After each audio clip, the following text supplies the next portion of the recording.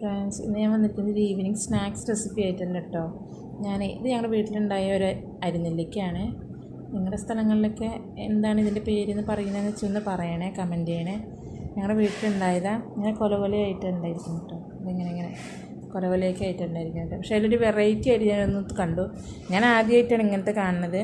അപ്പോൾ കാണാത്തവരുണ്ടെങ്കിൽ കണ്ടോട്ടെ വിചാരിച്ചിട്ട് കാണിക്കുക കേട്ടോ. ഞാൻ ആദ്യമായിട്ട് കാണാം ഇങ്ങനെ ഒരു ഇലയിൽ ഒരു നെല്ലിക്ക.